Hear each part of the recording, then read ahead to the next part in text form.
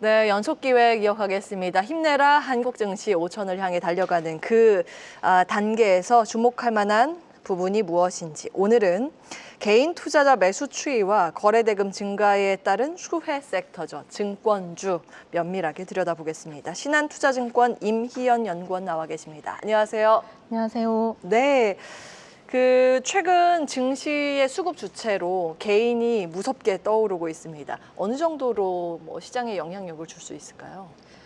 지금 현재 그 시장 일평균 거래 대금이 대략 한 30조 원 정도 6월 들어서 나오고 있는 상황입니다. 이 중에서 지금 개인 투자자가 대략 한 19조 원에서 20조 원 정도를 차지하고 있다고 보시면 되실 것 같고요. 일반적으로 개인 투자자들이 증시에서 차지하는 비중은 한 65에서 70% 사이라고 보시면 되실 것 같은데요.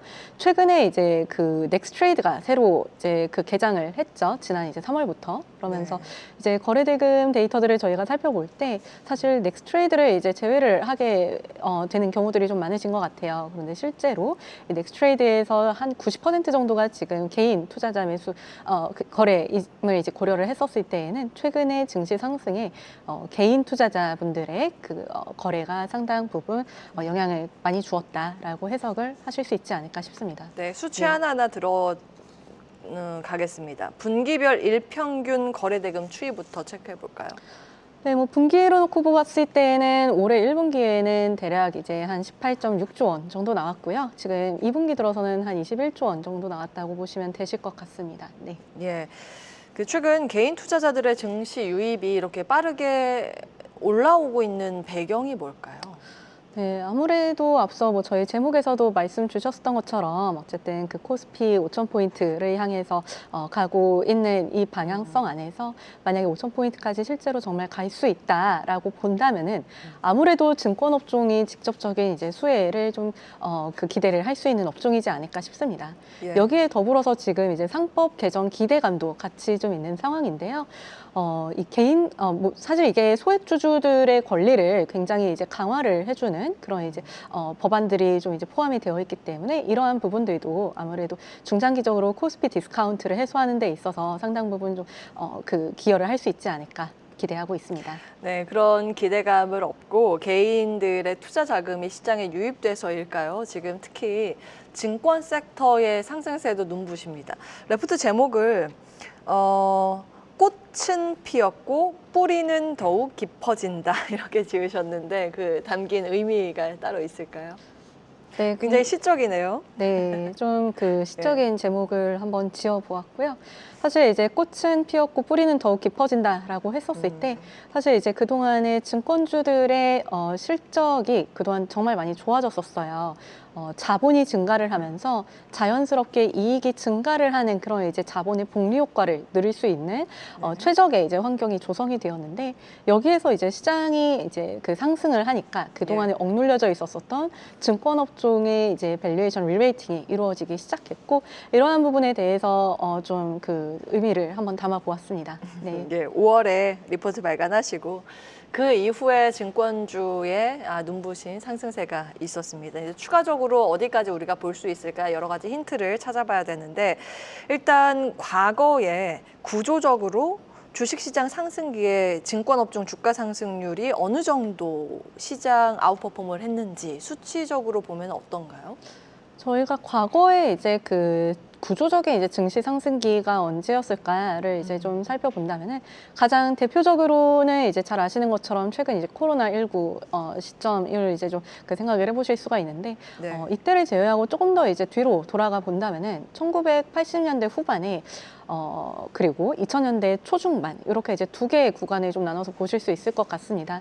일단 1980년대 중후반 같은 경우에는 당시에 이제 자본시장을 국제화하고자 하는 여러 가지 정책들이 좀 이제 나왔었어요. 그러다 보니까 사실 그 국내 주식시장으로 그 외국인 자금들이 들어오기 시작을 했고 아무래도 이제 주식시장을 개방을 하면서 여러 가지 이제 제도화들이 이제 되면서 시장의 어떠한 이제 규율이라던가 질서가 이제 성립이 되기 시작을 한 거죠. 그러다 보니까 이러한 부분들이 굉장히 이제 국내 주식시장을 좀 이제 매력적으로 만들었었고 그때 당시에 코스피는 한 450% 정도 상승을 했고 증권주들은 2000% 정도 상승을 하는 모습을 보였었습니다.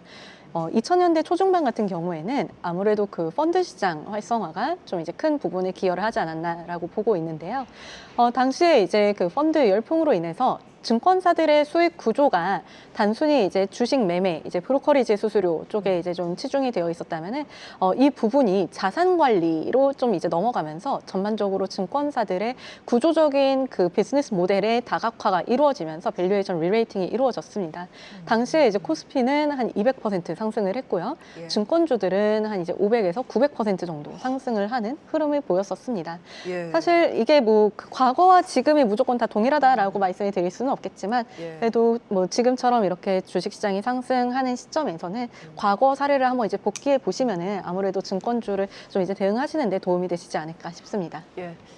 지금 계속해서 뭐 투자 예탁금의 증가 추세라든지 시장의 대기 자금이 은행 예치금에서 주식시장 쪽으로 넘어온다라는 뭐 기사들도 계속 나오긴 하는데, 그러면 지금 시장에 그 자금적인 측면으로 봤을 때 과거의 어느 포인트와 좀 견주어 볼 수 있는 걸까요? 사실 지금 많은 분들 기대하시는 건 코로나19 팬데믹 이후에 들어왔었던 유동성의 규모인데 그 자금까지 과연 갈 수 있을까? 아니면 거기에 어느 정도까지 미치는 레벨로 들여다볼 수 있을까가 고민인데 어떻게 평가하고 계세요? 네, 일단 뭐 코로나 그 당시에 이제 데이터를 잠깐 살펴보자면은 그때 네. 당시에 뭐 고객 예탁금은 거의 뭐 한 85조 정도까지 네. 올라왔었던 걸로 제가 기억을 하고요. 70조 후반대? 예. 예, 아마 그랬을 거예요. 그리고 이제 그 신용잔고 같은 경우에는 한 이제 25조 원 정도까지 올라왔었습니다. 네. 근데 지금 이제 고객 예탁금 같은 경우에는 한 65조 원 언저리에 신용잔고도 20조 원 조금 안 되고 있는 상황이고요. 사실 뭐 그때랑 이제 지금 비교해놓고 본다면 아직까지 룸은 남아 있습니다. 이제 그때랑 지금이랑 뭐 애플 투 애플 비교를 뭐 100% 할 수 있느냐라고 한다면은 사실 그거는 조금 다를 수 있기는 합니다. 그게 왜냐면은 궁금하거든요. 네, 예. 왜냐면 그 코로나 당시엔 사실 이제 국내뿐만 아니라 글로벌 증시가 맞아요. 다 같이 활황이었던 때고 지금 약간 이제 국내 특수이기 때문에 조금 그 부분에 대해서는 뭐 다를 수는 있지 않을까요? 아하. 네. 적당한 수준의 시장에 대한 기대감이 형성되고 있다 정도로 지금은 진단해 볼 수 있겠네요. 뭐 진단이라고 말씀드리기는 그렇지만 네. 일단 뭐 딱 그냥 비교를 해보자고 한다면은 그때 대비해서 아직은 조금 덜 들어온 부분은 아직은 있다라고 보시면 되실 것 같습니다. 네. 그러면 구조적으로 증권사 이익이 늘어나는 그런 국면에서 지금 증권주의 상승 레벨이 어느 정도까지 도달했다고 보세요? 사실 지금 제가 이제 각 종목별로 이제 살펴본다면은 네. 뭐 종목마다 다르기는 하지만 타겟 PBR이 지금 0.8배에서 1배 정도 수준으로 형성이 되어 있습니다. 그리고 아직까지 이제 대부분의 증권사들이 여기에서는 상승 여력이 좀 남아 있는 편이고요. 현재 이제 그 가장 최근에 가파른 주가 상승세를 나타냈었던 키움증권 같은 경우에도 아직까지는 그 포워드 기준으로 PBR이 0.7배에서 0.8배 사이에 위치해 있기 때문에 아직 한 배 미만이군요. 네, 아직 예. 한 배 미만이에요. 그렇기 때문에 사실 지금은 아직까지는 상승 여력이 좀 남아있다 보고 있습니다. 자, 그러면 이 안에서 최선우주를 꼽아본다면요? 네, 최선호주로는 현재 한국금융지주 그리고 삼성증권 두 군데를 말씀을 드리고 있고요.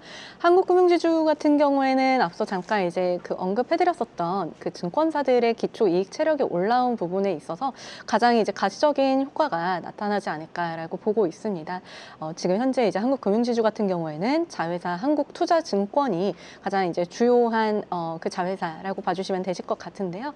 여기에서 최근에 이제 자본이 증가한 부분으로 인해서 기초 이익 체력이 늘어났고 추가적으로 이제 자회사들의 실적 정상화로 인해서 전반적으로 그룹사 자체적인 이제 이익 개선이 기대가 되고 있는 상황입니다. 더불어 지금 밸류에이션 같은 경우에도 현재 이제 여타 증권사들 대비해서 좀 많이 디스카운트돼서 거래가 되고 있는데 여기에서 이제 밸류에이션 갭 축소가 기대가 되고 있고요. 삼성증권 같은 경우에는 올 하반기에 발행업 라이센스 인가가 좀 기대가 되고 있습니다.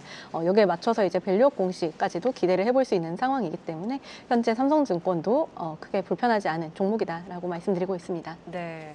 증권주 내에서 선호주로 한국금융지주, 삼성증권, 그에 따른 투자 포인트 정리해봤습니다. 신한투자증권 임희연 연구원 함께했습니다. 말씀 고맙습니다. 감사합니다.